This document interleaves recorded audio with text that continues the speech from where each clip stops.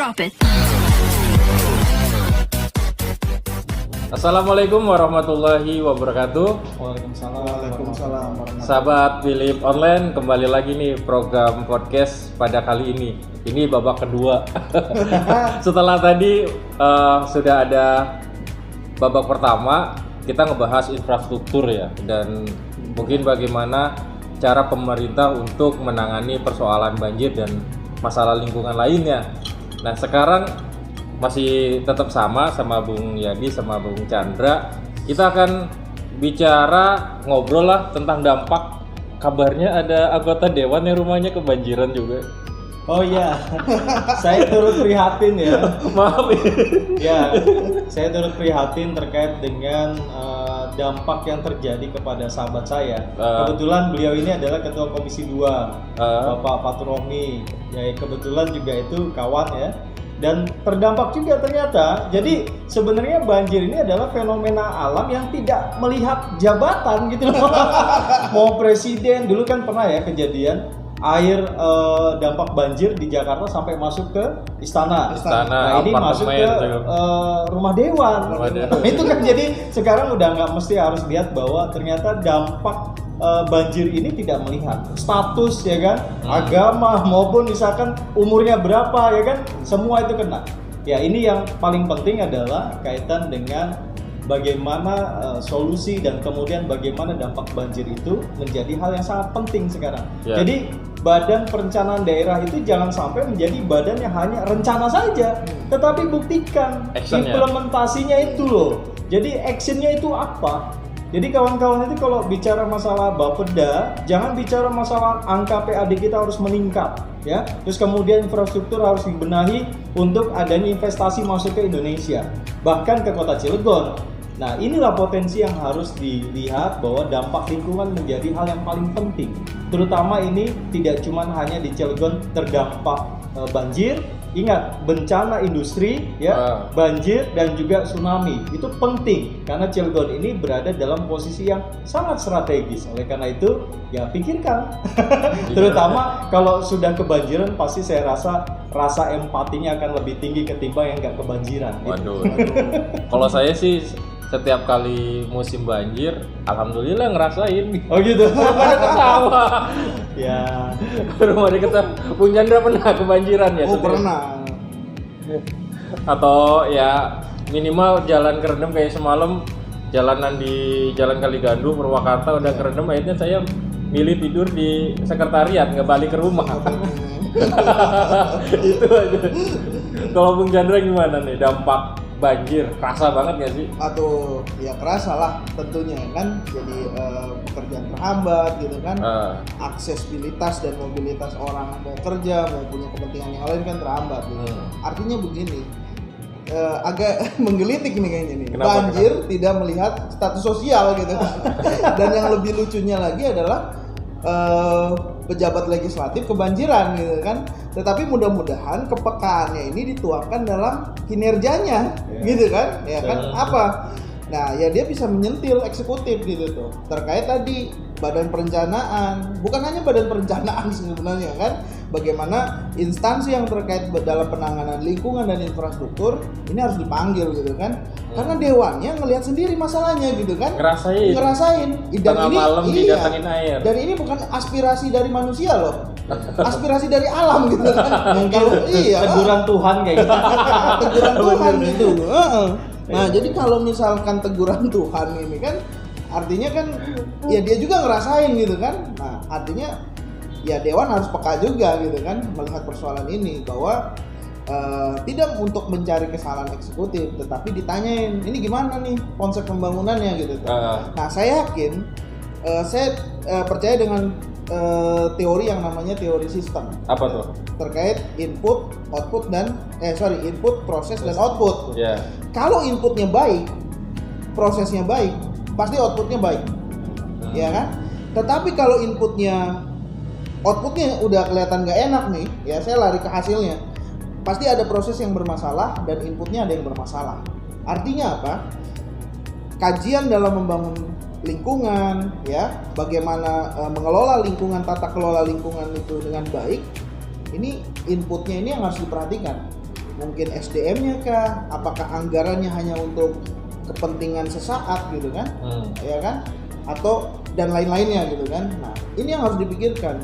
Nah teori sistem aja yang sempit gitu kan, bagaimana ada input, proses dan output. Nah, kemudian ditambah lagi sekarang bagaimana dalam merencanakan pembangunan bukan hanya sekedar input, proses dan output, tetapi harus memberikan benefit dan impact hasilnya dan kebermanfaatan lebih lanjut. Nah, saya melihat bahwa kalau ini hanya berpikir hanya sistem secara sempit, ya udah pemerintah memberikan pembangunan ekonomi supaya masyarakatnya sejahtera. Tetapi kan harus dipikirkan juga benefit lain gitu tuh. Pemerintah sekarang harus pintar menghitung apa? Menghitung benefit dan impact-nya. Kalau pemerintah tidak bisa menghitung benefit dan impact-nya, maka persoalan-persoalan yang tidak diduga ya akan terjadi gitu kan. Nah, kayak tadi tuh, bagaimana 7 faktor penyebab banjir. Ada aspek non teknis dan teknis kalau saya bisa simpulkan. Nah, yang non teknis inilah yang harus bisa diantisipasi, yang harus di-forecast oleh pemerintah ke depannya. Gitu tuh. Ya. Maka dalam merencanakan pembangunan ya tidak asal-asalan gitu kan. Harus ada kajian yang matang gitu. Ya. Nah, Cilegon ini harus terbangun ketika membangun sebuah kebijakan. Ini harus ada formulasi yang tepat dan baik. Apa formulasi yang baik dalam merancang sebuah kebijakan? Stakeholder ini dipanggil aja udah semuanya untuk menjelaskan atau memberikan masukan. Iya, dan saya melihat Bapeda punya program misalkan musrembang, tapi kok hasilnya masih ada persoalan banjir, persoalan sosial dan lainnya. Nah, artinya apa? Bagaimana musrembang ketika menghadirkan elemen masyarakat, elemen tokoh, ini tidak efektif menurut saya. Ya apa? Karena saya melihat masih ada ego sektoral dalam pemerintahan kita. Ya. Nah, ego sektoral inilah yang harus kita buang, ya. Jangan melihat misalkan yang ngasih masukan orang yang berseberangan dengan pemerintah sekarang, akhirnya udah nggak usah ngasih masukan gitu kan. Akhirnya inilah tidak terbangun gitu kan. Katanya Cilegon ini rumah kita bersama, rumah yang kita harus jaga bersama gitu kan. Nah, saya yakin tidak ada lagi konsep ketika orang sudah menang menjadi sebuah pejabat. Ini konsepnya adalah administrasi pembangunan gitu kan. Dan pembangunan itu harus mengarah kepada sustainable development. Apa? Pembangunan yang berkelanjutan. Pembangunannya itu untuk siapa dan untuk apa? Itu yang harus menjadi penekanannya. Kalau gue sih itu aja. Oh gitu. Ya. Kalau kayak Bung Yadi nih sering ada komunikasi dengan eksekutif untuk memberikan masukan-masukan terhadap masalah lingkungan, terutama banjir lah. Dulu tahun 2017 itu saya sering diundang oleh Badan Perencanaan Daerah ya. Dan kemudian setelah saya memberikan masukan, memang betul apa yang dikatakan tadi, bahwa pemerintah itu harus mampu untuk menampung semua aspirasi. Terutama dari tokoh masyarakat, ada kemungkinan juga dari organisasi yang terkait ya, dengan juga stakeholder lainnya. Tetapi ini tidak akan menjadi sebuah berarti ketika masukan-masukan itu tidak diimplementasikan sebuah program. Itu kan persoalannya ya. Jadi semenjak tahun 2017 terus terang saja Rumah Hijau itu sering dihubungi pada saat musyawarah untuk perencanaan daerah. Tetapi ketika kita memberikan masukan-masukan kritik terhadap itu, nggak diundang lagi sampai sekarang. Lucu ya. Ternyata baper itu dari dulu ya. Bukan yang terbaru. Makanya Cilegon nggak pernah maju. Jadi apa ya? Saya rasa kita memang menginginkan adanya proses demokrasi pembelajaran yang baik. Tidak jadi anti kritik terhadap persoalan itu. Jangan sampai misalkan kritik yang kita lemparkan kepada pemerintah itu kan bentuk rasa sayang kita terhadap pemerintah. Bentuk kecintaan masyarakat terhadap pembangunan di Cilegon. Oleh karena itu, harapan besar terkait dengan bagaimana proses dan konsepsi pembangunan, maka harus ada stakeholder dan peran masyarakat, atau misalkan kaitan dengan organisasi-organisasi pendukung lingkungan, baik ormas dan lain-lainnya, untuk apa? Menjadi satu padu, sehingga apa? Sehingga ini menjadi wujud konsepsi yang jelas gitu. kebersamaannya dan kemudian diwujudkan bersama-sama. Sama-sama. Iya, jangan sendiri-sendiri. Punya gagasan, ide, diwujudkan. Mending kalau bagus. Kalau gagal gimana? Kan gitu ya. Berarti harus ada uji pabrik dulu. Ya, sebenarnya semua konsep harus diuji, terutama lebih cenderung kepada misalkan ada nih peran serta dari perguruan tinggi. Kan mereka banyak akademisi yang harus bisa diundang dan kemudian bicara konsep, kemudian setelah itu diuji konsepnya dan kemudian diimplementasikan. Jangan sampai nanti pemerintah buang-buang anggaran rakyat, ya kan? Ya untuk apa? Bencana rakyat, jangan. Iya. Setidaknya harus menjadi sebuah keberkahan untuk rakyat masyarakat Cilegon gitu. Oh gitu. Ini akademisi. Pernah diajak ngobrol nggak minimal bicara konsep atau apa gitu, ngasih masukan ke eksekutif? Oke. Kalau masukan sih sebenarnya nggak bosan-bosan gitu. Dari elemen kelurahan, kecamatan, bahkan kelas kadis dan wali kota pun sering saya lemparin pertanyaan itu. Pernah satu kali waktu ikut sebuah forum ya dengan LSM dan tokoh masyarakat, saya mempertanyakan gitu. Saya data ya, by data dari Bapeda di pemerintahan yang lalu bahwa ada persoalan yang sangat urgent di kota Cilegon ini yang diprediksi tiap tahun akan menimbulkan sebuah tadi bahasanya bencana gitu kan ya. Banjir. Nah, saya menanyakan nih, banjir. Pernah nanya saya ke wali kota ya ketika diundang dalam forum, bagaimana kebijakan pemerintah Kota Cilegon dalam penanganan banjir? Jawabannya simpel. Kita sudah mendapat bantuan ya dari pemerintah pusat tentang bagaimana penanganan banjir. Nah, ini patut diapresiasi, tetapi kan langkah ini harus konkret. Penanganannya seperti apa? Ya kan? Nah, kemudian saya melihat bahwa jadi pemerintah daerah itu atau pemerintah pusat itu nggak usah pusing-pusing dalam penanganan banjir dan lingkungan. Kenapa? Pemerintah punya SDM, personil, ya kan? Ada asisten daerah sampai kepala dinas, kemudian sampai lurah, bahkan RT yang digaji 1 juta pun harus punya tanggung jawab secara lingkungan, gitu, ya kan? Nah, kemudian selain pemerintah itu punya personil, pemerintah juga punya anggaran. Anggaran ada lah pasti. Anggaran ada, pasti ada. Dalam menjalankan program, ya, pemerintah ngapain pusing-pusing, gitu loh. Ya, kalau pemerintah tidak paham, ya, dalam konteks regulasinya, kan ada teman diskusi sebenarnya, ya kan? Nah, kemudian selain tadi personel, kemudian anggaran, pemerintah ini kan sudah punya sebuah sistem regulasi. Pasti ada undang-undang yang di atasnya dalam penanganan banjir gitu tuh. Nah, apa susahnya gitu tuh? Ya kan?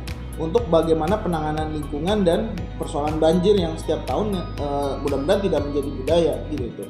Nah, artinya apa? Perangkat-perangkat yang diberikan oleh pemerintah ini sudah lengkap gitu tuh. Yang kalau menurut saya wali kota ini bersama bawahannya atau yang saya bilang bahwa harus membangun super team, ya kan? Bahwa persoalan banjir ini bukan persoalan wali kota saja atau wakil wali kota, tetapi jajarannya pun harus mendesain dengan baik gitu. Kalau perlu seorang wali kota dan wakil wali kota ini memberikan target ke Bapeda, bikin perencanaan yang baik yang berbasis lingkungan, smart green government, ya kan? Bagaimana dari pemerintahnya dulu berwawasan hijau, ya kan? Kemudian bagaimana harus dikonsepsikan dalam penanganan lingkungan yang baik gitu tuh. Kalau misalkan target-target ini tidak tercapai, konsekuensinya ganti pejabatnya. Waduh, ngeri banget. Iya dong, harus punya capaian-capaian yang jelas. Iya. Biar ada target ya. Iya, harus.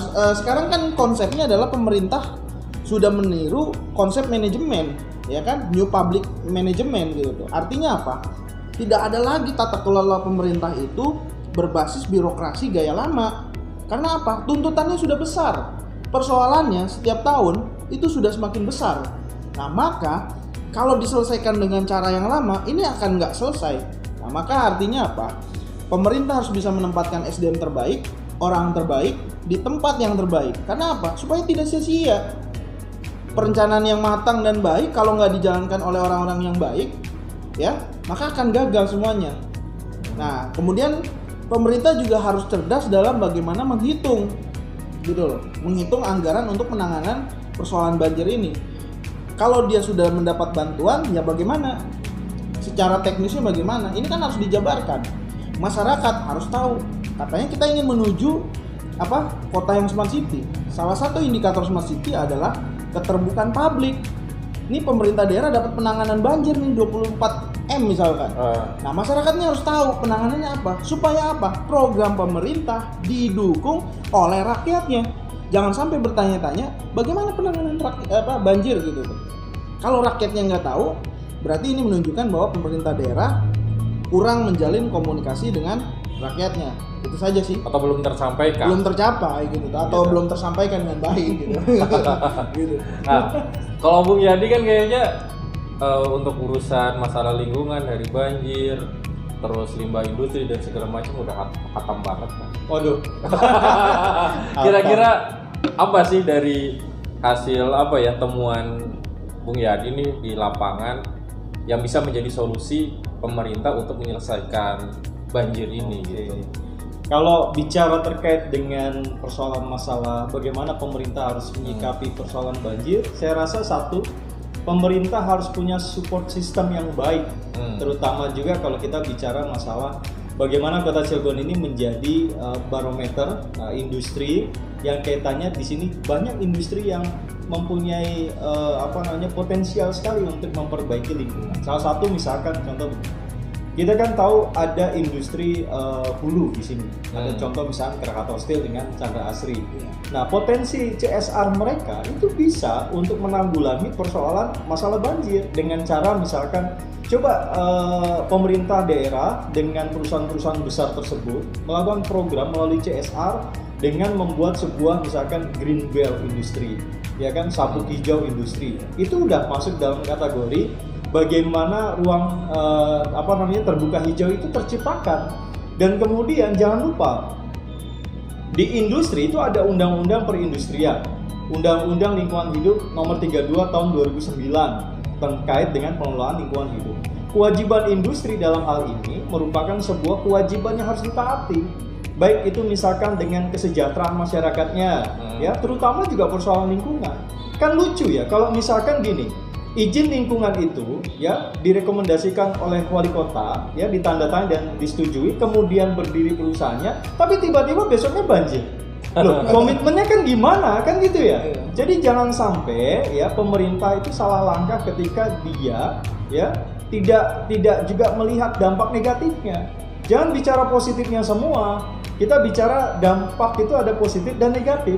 Dan kemudian industri merupakan bagian yang tidak terpisahkan dari pembangunan pemerintah di Kota Cilegon. Oleh karena itu, berharap besar kaitan dengan bagaimana solusinya, ya masukan dari kami, dari Rumah Hijau, satu, yaitu perbaiki mental masyarakatnya. Ya. Kalau tidak ada kesadaran masyarakat, budaya bagaimana membuang sampah pada tempatnya, kemudian budaya bagaimana perusahaan itu jangan sampai perusahaan buang sampah tidak pada tempatnya. Kan ada tuh, mohon maaf ya, oknum-oknum perusahaan yang buang sampah kemudian di lahan orang, itu banyak ditemukan.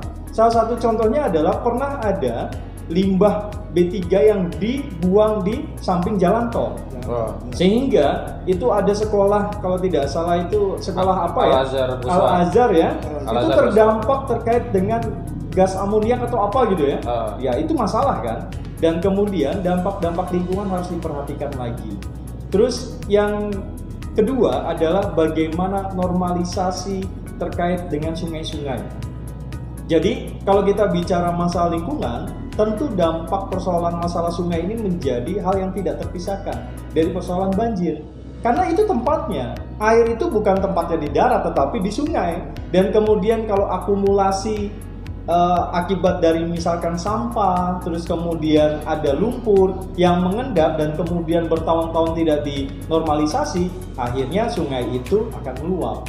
Nah inilah yang ketiga, terkait dengan persoalan masalah bagaimana bagaimana menumbuh kembangkan kaitan dengan kecintaan terhadap lingkungan kepada anak-anak kita, kepada nanti generasi yang akan datang, bahwa lingkungan itu sangat penting. Kenapa? Karena kalau bicara kita menjaga lingkungan hari ini, maka alam akan menjaga kita di kemudian hari. Oleh karena itu, kami berharap bahwa ditanamkan budaya itu menjadi sebuah habit ya, kebiasaan baru yang kemudian ini menjadi kecerdasan generasi kita untuk taat kepada lingkungan. Jadi bicara masalah lingkungan, bicara alam itu akan menjaga kita ketika kita menjaga alam. Itu saja, simpel. Toh kalau misalkan banjir itu kita bisa tahu kapan datangnya, kan bisa kita antisipasi. Yeah. Oh nyatanya kan enggak. Bencana itu akan datang kapan saja ketika alam akan menegur kita. Terutama kesadaran kita terhadap persoalan lingkungan. Terus selanjutnya yang keempat ya kaitan dengan bagaimana kebijakan, regulasi yang harus dibuat oleh pemerintah, stakeholder yang lain untuk senantiasa menjaga lingkungan dari persoalan-persoalan lain. Kalau kita bicara ketakutan, kemarin kan saya juga sempat agak takut tuh. Kan isu terkait dengan tsunami yang akan mengguncang Cilegon setinggi 8 meter. Nah kalau diasumsikan itu menjadi sebuah kenyataan, kan kita harus hati-hati dengan misalkan industri yang ada di pesisir pantai kemudian berdampak terhadap kita. Apa yang harus kita lakukan? Bukan cuma melakukan tsunami drill ya, yang seolah-olah kita teriak-teriak takut gitu. Nyatanya nggak akan begitu. Contohnya, mohon maaf, Aceh saja tanggal 26 Desember hari ini kita itu bertepatan dengan tsunami Aceh.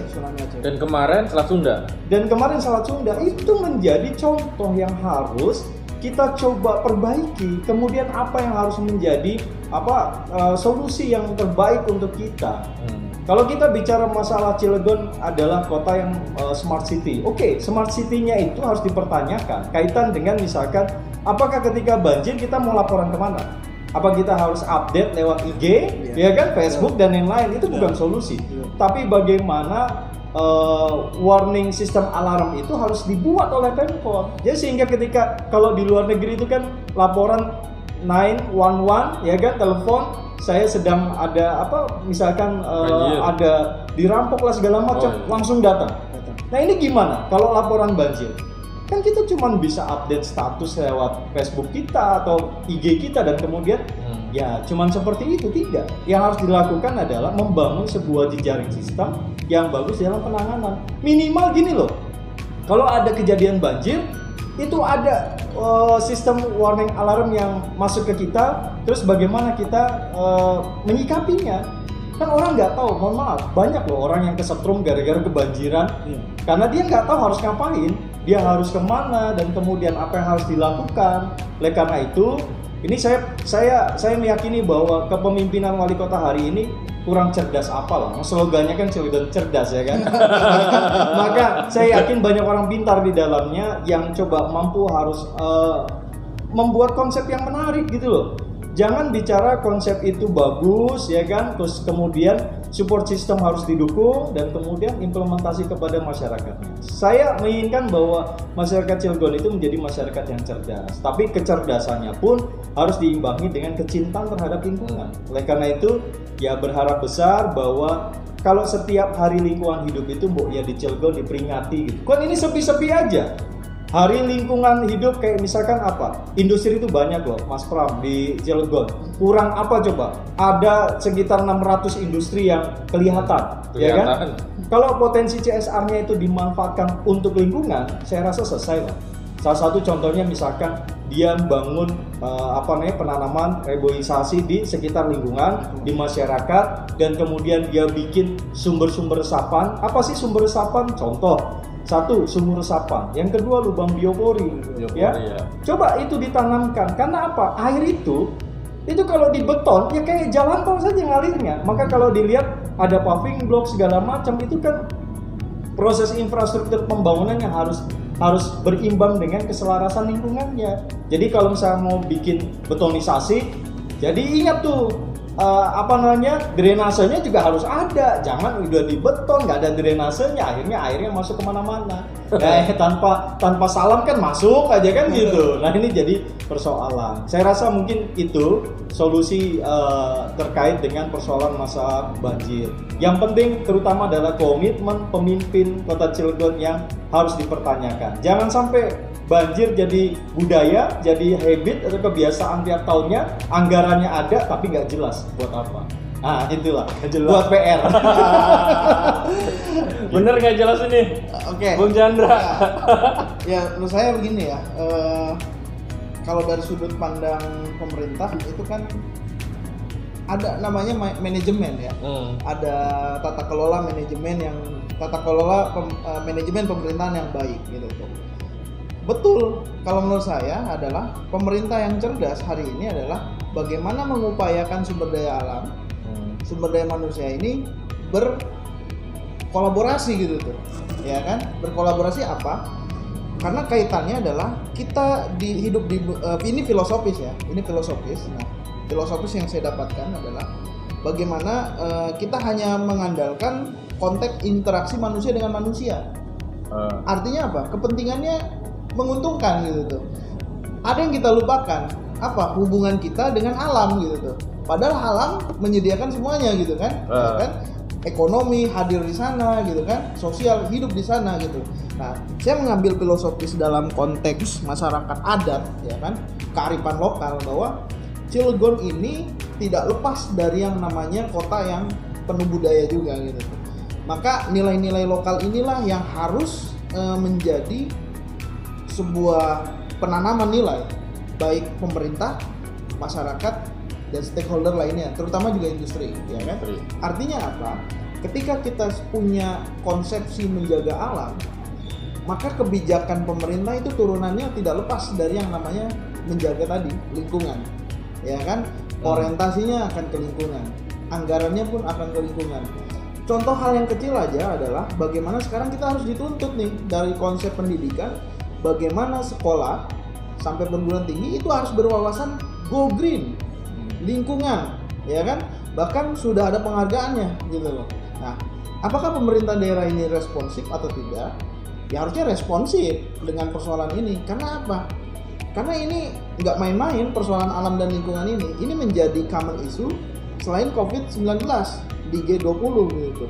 Nah, saya ingin menyoroti bahwa katanya Cilegon ini yang sedang dibangga-banggakan adalah bagaimana pengelolaan sampah oleh wali kota yang pulang dari Bali gitu kan. Nah, yang harus dipelajari adalah bukan hanya teknologi pengelolaan sampahnya, tetapi yang saya ingin soroti adalah bagaimana filosofi adat masyarakat Bali dalam melihat alamnya, lingkungannya. Jangan salah, Bali ketika